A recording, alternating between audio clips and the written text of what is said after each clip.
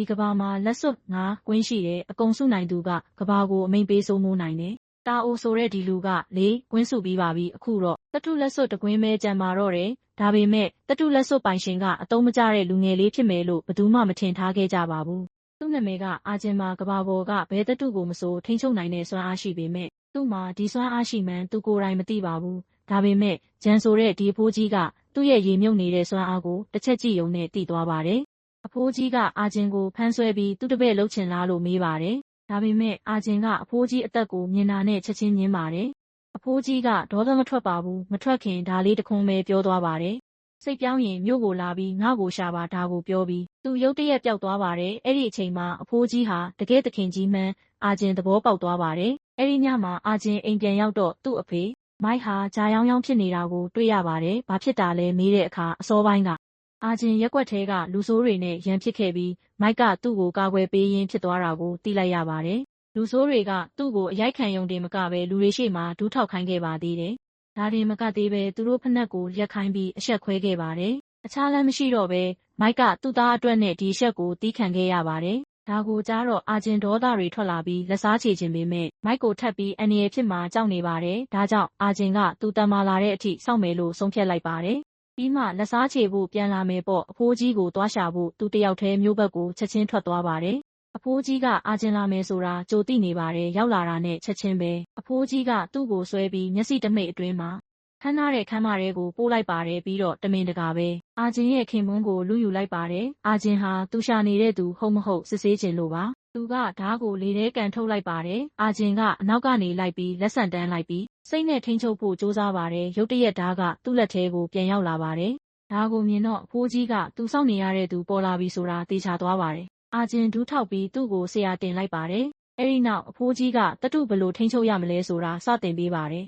သူ့ရဲ့တဘာဝအရေးချင်းကြောင့်အာဂျင်ဒီပညာကိုမြ мян ဆန်ဆန်တက်မြောက်သွားပါတယ်ပြီးတော့အဖိုးကြီးကရက်စင်လက်စွပ်တွေထဲကတကွင်းဖြစ်တဲ့တတုလက်စွပ်ကိုခေါ်ယူလိုက်ပါတယ်ပေချာကာကွယ်ထားဖို့အာဂျင်ကိုမှာပါတယ်အဲ့ဒီလိုပြောလိုက်တဲ့အချိန်မှာပဲတတုလက်စွပ်ကအလိုလိုပြန်လာပြီးအာဂျင်ရဲ့လက်စွပ်ကျယ်မှာစွတ်မိသွားပါတယ်အခုတော့သူဟာအဲ့ဒီထူးခြားတဲ့လက်စွပ်ရဲ့သခင်သစ်ဖြစ်လာပါပြီဘလို့ပဲဖြစ်ဖြစ်သူကာကွယ်ရပါမယ်အဲ့ဒါနဲ့အတူဂျန်ကလည်းတာအိုအကြောင်းပြောပြပါတယ်တာအိုကလက်စွပ်9ကွင်းထဲက4ကွင်းကိုရထားပြီးသားဖြစ်ပြီးကဘာကိုစိုးမိုးဖို့နဲ့လူသားတွေကိုဖျက်ဆီးဖို့အတွက်ပစ္စမမြောက်လက်စွပ်ကိုပါလိုချင်နေပါတယ်ဒါကိုကြားတော့အာဂျင်ကလက်မခံပဲလက်စွပ်ကိုပြန်ပေးဖို့ကြိုးစားပါတယ်ဘာလို့လဲဆိုတော့တာအိုကိုသူမနိုင်ဘူးလို့ထင်လို့ပါတာအိုဆိုတာကအစင်းမြင့်ကိုကျွမ်းပညာသခင်ကြီးလေဒါပေမဲ့ဂျန်ကရှင်းပြပါတယ်ဒီလက်စွပ်ကိုကာကွယ်တာကသူ့တာဝန်ဖြစ်တယ်လို့ရှင်းပြပါတယ်ဘာလို့လဲဆိုတော့သူကတတုတက်စင်ကိုထိန်းချုပ်နိုင်တဲ့ဝိညာဉ်စွမ်းအားရှိသူမို့လို့ပါပြီးတော့လက်စွပ်ရဲ့စွမ်းအားကိုလည်းသုံးနိုင်စွမ်းရှိပါတယ်တခြားနေရာမှာတော့ရှီဖန်းဆိုတဲ့လူတစ်ယောက်ကိုတွေ့ရပြီးသူကမိန်းကလေး3ယောက်ရဲ့အကကိုပျော်ပျော်ရွှင်ရွှင်ကြည့်နေပါတယ်ဒါပေမဲ့ခဏကြာတော့ထူးဆန်းတာတွေကိုခံစားလာရပါတယ်ရုတ်တရက်မိန်းကလေးတစ်ယောက်ကရှီဖန်းကိုဝင်တိုက်ပါတယ်သူ့ကိုထောင်ချောက်ဆင်ကျင်တာပါသူကမိသခင်တယောက်မို့လို့ပါပြီးတော့အဲ့ဒီမိန်းကလေးတွေကိုသူတို့သခင်ကရှီဖန်းရဲ့မီးလက်စွပ်ကိုယူခိုင်းပြီးဆေလွတ်ထားတာပါဒါကြောင့်သူတို့ကြားမှာပြင်းထန်တဲ့တိုက်ပွဲဖြစ်ပွားပါတယ်ဒါပေမဲ့မိန်းကလေးတွေကရှီဖန်းရဲ့စွမ်းအားကိုမရှင်နိုင်ပဲလက်စွပ်ကိုမယူနိုင်ကြပါဘူးအဲ့ဒီနောက်ရှီဖန်းကသူ့လက်စွပ်ကိုသုံးပြီးမော်တကားပေါက်တစ်ခုဖန်တီးလိုက်ပါတယ်အဲ့ဒီထဲကနေမီးဘီလူးကြီးထွက်လာပါတယ်ဘလူးကအဲ့ဒီမိန်းကလေးတွေကိုတိုက်ခိုက်ခါနီးမှာပဲတာအိုရောက်လာပြီးအတိုက်ခိုက်ကိုအလွယ်တကူတားလိုက်ပါတယ်သူကအဲ့ဒီမျိုးသမီးစစ်တီတွေရဲ့သခင်ဖြစ်ပြီးလက်စွပ်ကိုယူခိုင်းဖို့လွှတ်လိုက်တာလဲသူပါပဲတာအိုကအရန်တန်မှာတော့ဘလူးကြီးကိုအလွယ်တကူတက်လိုက်ပါတယ်အဲ့ဒီနောက်တစ်ချက်သေးနဲ့ရှီဖန်းကိုတက်လိုက်ပြီးမီးလက်စွပ်ကိုယူလိုက်ပါတယ်တာအိုကဂျက်စင်လက်စွပ်9ကွင်းကိုလိုက်ရှာနေတာဖြစ်ပြီးအဲ့ဒီထဲက4ကွင်းကိုအောင်မြင်စွာရထားပြီးပြီဆိုတာပေါ်လာပါတယ်သူမရသေးတာကရွှေလက်စွပ်တစ်ကွင်းထဲပါဘယ်မှာလဲဆိုတာကိုလည်းမသိသေးပါဘူးတာအိုကလက်စွပ်တွေအားလုံးကိုရဖို့အရန်စိတ်လှုပ်ရှားနေပုံရပါတယ်ဒါမှကဘာကိုစိုးမိုးနိုင်လောက်အောင်တမလာမှာမို့လို့ပါအဲ့ဒီအတွက်ရွှေလက်စွပ်တစ်ကွင်းပဲလိုတော့တာပါဒါကြောင့်အမျိုးသမီးစစ်တီ3ယောက်ထဲကတစ်ယောက်ကိုလက်စွပ်ကိုရှာပြီးယူလာဖို့အမိန့်ပေးပါတယ်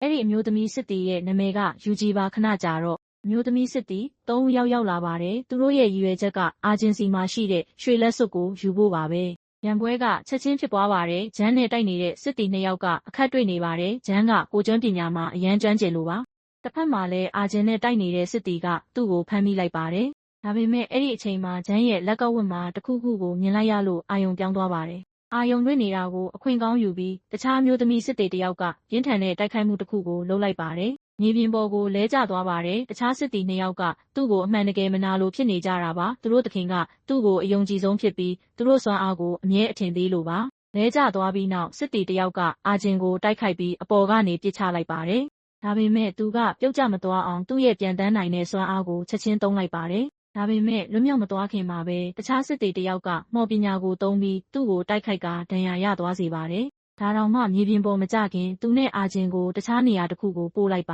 တယ်သူ့ကိုကယ်ရင်းနဲ့ဒဏ်ရာရသွားတာကိုအာဂျင်မြင်တဲ့အခါဆေးကုပေးဖို့ဆုံးဖြတ်လိုက်ပါတယ်နောက်အခန်းမှာသူသတိရလာတဲ့အခါသူ့အိမ်မှာရှိနေမှန်းသိလိုက်ရပါတယ်အပြင်ကိုထွက်လာတဲ့အခါရွှေလက်စွပ်ကိုသုံးပြီးဝိညာဉ်စွမ်းအားကျင့်နေတဲ့အာဂျင်ကိုတွေ့လိုက်ရပါတယ်ဒါကိုမြင်တော့သူမကသူ့စီသွားပြီးအိမ်ရှိကရေကန်ထဲမှာပေါက်နေတဲ့ပန်းတွေမပျက်စီးရအောင်သတိထားဖို့ပြောပါတယ်။အဲ့ဒီပန်းတွေက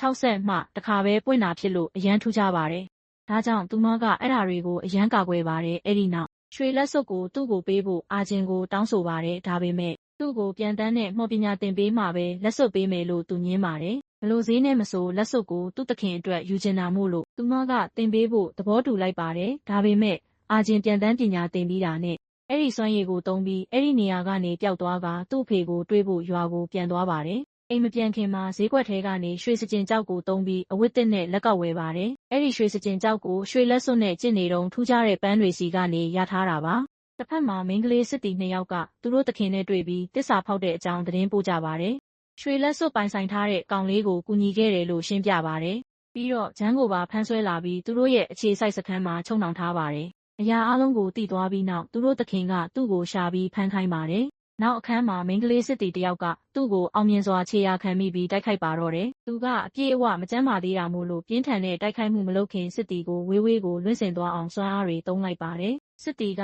နောက်ဆုံးအပြတ်ရှင်းတော့မဲ့အချိန်မှာတာအိုရုတ်တရက်ပေါ်လာပြီးရံပွဲကိုတားလိုက်ပါတယ်။တာအိုကသူတို့ကိုတစ္ဆာဖောက်လို့အရန်ဒေါသထွက်ပြီးစစ်တီတွေကိုသူ့ကိုဖမ်းပြီးအခြေစိုက်စခန်းကိုခေါ်သွားဖို့အမိန့်ပေးပါတယ်။တစ်ချိန်တည်းမှာပဲအာဂျင်အိမ်ပြန်ရောက်တဲ့အခါသူ့အဖေအလွန်အမင်းဖျားနေတာကိုတွေ့ရပြီးအယမ်းစိတ်မကောင်းဖြစ်သွားပါတယ်။အာဂျင်ရုတ်တရက်ထွက်သွားတဲ့နေ့ကလေးကသူ့အဖေဖျားနေတာလို့အာဂျူကပြောပြပါတယ်။ဒါကိုကြားတော့သူ့ကိုပို့ပြီးစိတ်မကောင်းဖြစ်စေပါတယ်။အာဂျင်ကအကောင်းဆုံးဆရာဝန်ကိုရှာခိုင်းဖို့သူ့လက်ထောက်ကိုချက်ချင်းအမိန့်ပေးပါတယ်။အခုသူ့မှာရွှေစကျင်ကျောက်တွေအများကြီးရှိနေပြီဖြစ်လို့ဘယ်ဈေးနဲ့မဆိုပေးမယ်လို့ပြောပါတယ်။အာဂျူလည်းလိမ္မော်သီးရောင်းပြီးမပင်ပန်းရအောင်ရွှေစကျင်ကျောက်အချို့ကိုပေးပါတယ်။ဒါပေမဲ့သူမကလက်ဆောင်ကိုညှင်းပိုက်ပြီးဒီကဘာမှာအရေးအကြီးဆုံးကငွေမဟုတ်ပဲမေတ္တာနဲ့ကျင်နာမှုဖြစ်တယ်လို့သတိပေးပါတယ်။ဒီနောက်မှာတော့မိန်းကလေးစစ်တီနှစ်ယောက်ကအာဂျင်ရဲ့ဒီနေရာကိုအောင်မြင်စွာရှာတွေ့သွားပါတယ်။သူတို့ရောက်လာပြီးအိမ်ကနေထွက်လာတဲ့အာဂျူနဲ့အာဂျင်ရဲ့လက်ထောက်ကိုတိုက်ခိုက်ကြပါတယ်။အာဂျင်ကိုရွှေလက်စွပ်ထုတ်ပေးဖို့ချိန်ချောက်ဖို့အတွက်သူတို့ကဒဇခံအဖြစ်ဖမ်းဆွဲသွားပါတယ်။ဒါပေမဲ့အာဂျင်က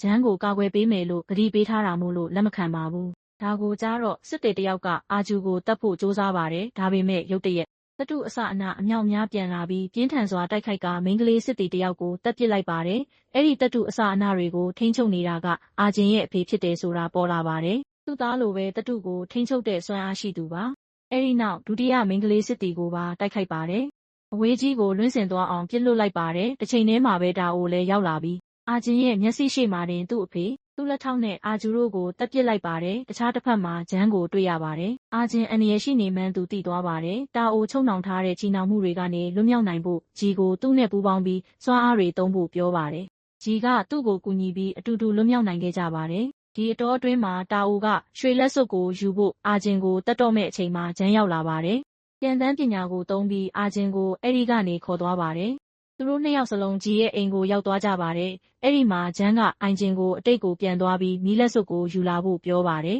။ပန်းတွေရဲ့ဝိညာဉ်စွမ်းအားကိုသုံးပြီးအိုင်ဂျင်ကအတိတ်ကိုသွားကအာဂျင်တာအိုနဲ့တိုက်နေတဲ့အချိန်ကိုရောက်သွားပါတယ်။အဲ့ဒီအချိန်မှာအာဂျင်ကခုခံနိုင်စွမ်းမရှိတော့ပါဘူး။ဒါပေမဲ့ဒီခွင့်ရေးနဲ့မီးလက်စွပ်ကိုအောင်မြင်စွာရယူနိုင်ခဲ့ပါတယ်။ဒါပေမဲ့သူလွတ်မြောက်ဖို့စူးစမ်းတာနဲ့မိန်းကလေးစစ်တေတယောက်ကသူ့ကိုမြင်သွားပြီးတိုက်ခိုက်ပါတယ်။တစ်ဖက်မှာလက်ရှိအချိန်စရာမှာတော့အာဂျင်ရဲ့အဖေရဲ့တိုက်ခိုက်မှုကိုလွတ်မြောက်လာတဲ့စစ်တီကဂျမ်းနဲ့ဂျီတို့ကိုရှာတွေ့သွားပါတယ်။သူမရောက်လာပြီးဂျီနဲ့စတင်တိုက်ခိုက်ပါတယ်။ပြင်းထန်တဲ့တိုက်ပွဲတစ်ခုအပြီးမှာဂျီကိုအောင်မြင်စွာအနိုင်ယူလိုက်ပါတယ်ပြီးတော့ဂျမ်းစီကိုလှည့်ပြီးစတင်တိုက်ခိုက်ပါတယ်။ဒါပေမဲ့ဂျမ်းကသူမကိုနောက်ဆုံးမှာအနိုင်ယူလိုက်ပါတယ်။တစ်ချိန်တည်းမှာအတိတ်မှာတော့အာဂျင်ကမီးလက်စွပ်ကိုသုံးပြီးမီးဘလူးကိုခေါ်ယူပါတယ်။ဘလူးကမိန်းကလေးစစ်တီကိုတိုက်ခိုက်ပြီးအောင်မြင်စွာတပ်ပစ်လိုက်ပါတယ်။ဒီနောက်မှာသူအနာဂတ်ကိုပြန်လာပါတယ်။အခုတော့အရာအလုံးကိုတွေ့ကြုံပြီးအာဂျူနဲ့သူ့လက်ထောက်ရဲ့တည်ဆုံမှုကိုသတိရလိုက်ရတော့ အာဂျင်ကလက်စားချေဖို့ဆုံးဖြတ်လိုက်ပြီးတာအိုကိုရင်ဆိုင်ဖို့ဆုံးဖြတ်လိုက်ပါတယ်။မကြာခင်မှာပဲတာအိုရဲ့အခြေစိုက်စခန်းကိုရောက်သွားပြီး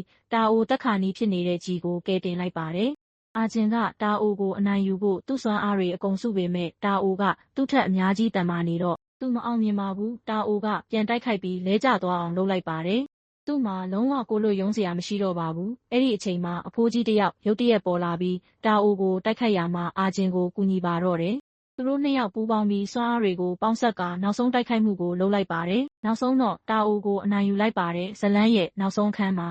အာဂျင်ကသူ့အသက်ကိုကယ်ပေးတဲ့အတွက်အဖိုးကြီးကိုကျေးဇူးတင်ပါတယ်။ဒါပေမဲ့အဖိုးကြီးဆိုတာတကယ်တော့အနာဂတ်ကသူ့ကိုယ်သူဖြစ်မှန်းသိလိုက်ရတဲ့အခါအံ့အားသင့်သွားပါတယ်။ဒီအချက်ကိုသိလိုက်ရပြီးနောက်ဘသူကိုမှမကောင်းတဲ့ရည်ရွယ်ချက်နဲ့မသုံးနိုင်အောင်လက်စွပ်9ကွင်းလုံးကိုသူ့ကိုပေးအပ်လိုက်ပါတယ်။နောက်ဆုံးမှာတော့ဂျီကိုလက်ထပ်ခွင့်တောင်းလိုက်ပြီးဒီလိုနဲ့ဇလန်းပြီးဆုံးသွားပါတယ်